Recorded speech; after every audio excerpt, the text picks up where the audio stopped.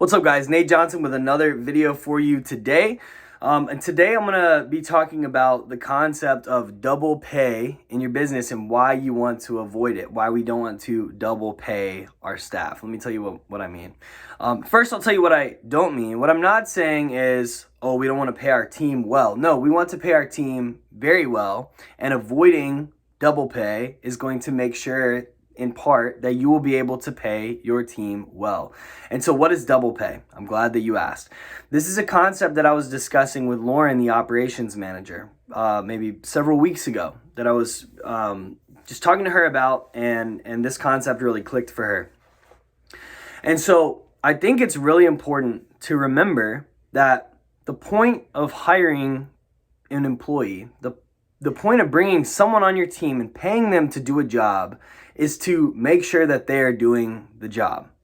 And I think what often happens is, especially starting out in small business, you've done all the things, you've worn all the hats, and truthfully, you're probably faster than most people at the work that you're going to be passing off because you've been doing it for a long time and you created the game, the game that you're playing, if you will, the systems. You created the systems and the processes, and you probably tailored them to your strengths. That was certainly the case for me. And so I got really good at playing my own game. And what's important is that when you pass something off to the team, to a team member, number one, it's important that you set expectations.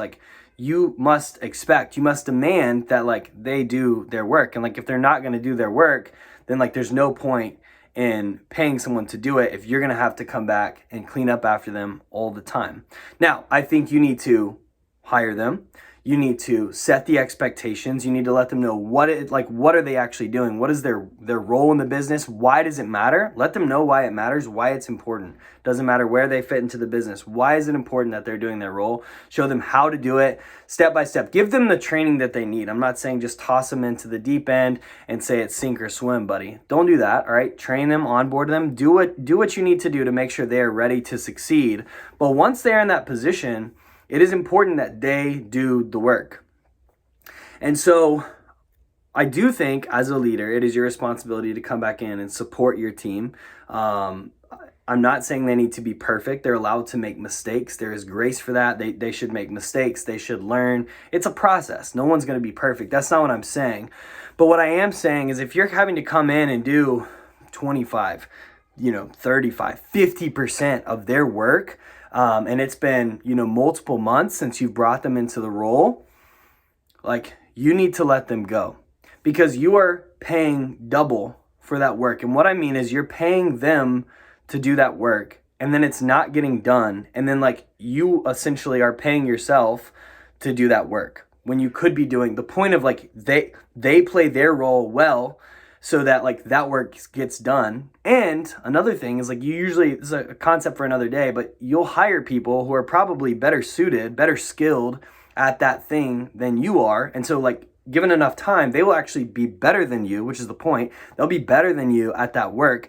And them being really good at that allows you to know, okay, it's getting done. I'm still going to support you and manage you and coach you and, be there to serve you. But you're doing your work. I'm paying you to do this role so I can go do these other things to grow the business and have a bigger impact. And so if you're having to come behind them all the time, months after they've been onboarded, you're paying twice for that. And it becomes easier to see. These things became even easier for me to see as I started having multiple layers in my business. You see, the thing is when you're the business owner, you're so used to doing everything. And if I can be honest, there's a bit of an ego trip where you feel needed, you feel important. And what's funny, based on the last video, I had my time to shine, but now I've passed all these things off to my team. They're crushing it. They're better than me at all of these things, and they're having their time to shine. I've had to deal with the fact that I'm not really needed much at all in the day-to-day. Every once in a while, I might spend 10 minutes answering a question in some unique situation that comes up, but I'm largely not needed. And I've had to deal with the fact that okay, the business is not about you. The business is about everybody. And yeah, you're part of that, but the business is here to serve the clients. It's here to serve the team. And yes, it's here to serve you and your family, but it's not about you. Okay. You're not the superstar anymore. If you want the impact that you want, it can't be about you. And so like, you kind of like it. I did early on when like, oh, I'll just come in and help because it just makes you feel good. Like, oh, you're a problem solver. Look how great I am at this thing that I created. When you're missing the point. The point is like, for people to be good at something, you've hired them to be really good at what they're doing. They love what they're doing. They're passionate. They end up being better than you.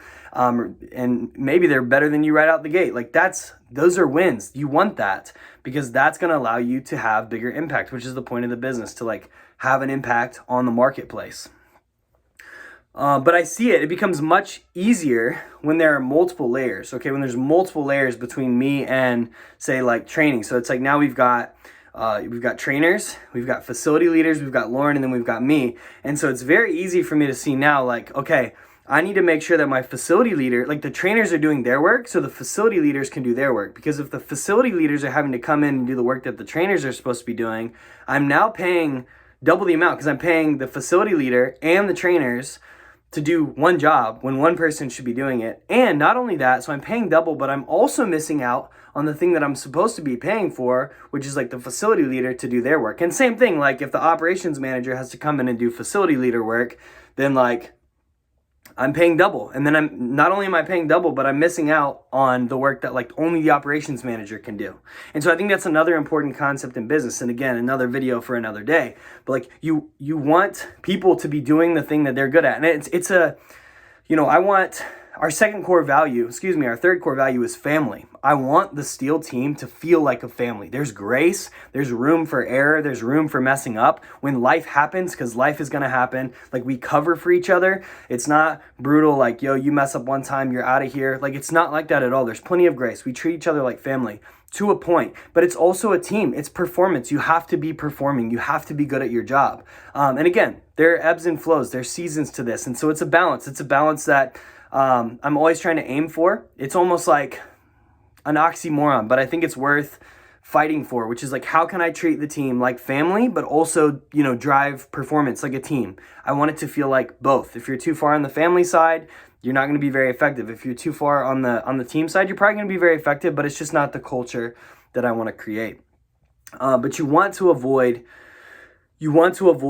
that double pay because it's literally costing you more money and it's less effective. And like in the long run, the person who's not doing their work, like it's not good for them. It's better for them to either learn how to do their job and like do it well and be fulfilled in that, or maybe it's not a good fit. Maybe they need to go somewhere else and then they can go work in some other business and do a role that they're very good at and like they're able to contribute with their gifts and talents. But I think it's extremely important to look for this in the business. And again, it becomes very, very apparent as you implement more layers. When you're not the one having to step in, when you're not the one stepping in to do the work, it becomes easier to see because it's like I'm paying this person and I'm paying this person and they're both doing the same job, but only one person should do it. That becomes a lot more much more apparent than when it's you and like you're the next level up from the staff member that you're talking about, because it's like, oh, it's just time.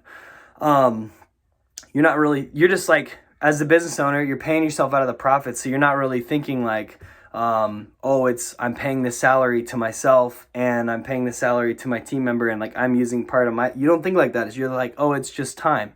And the reality is like you don't make very much when you first start, probably.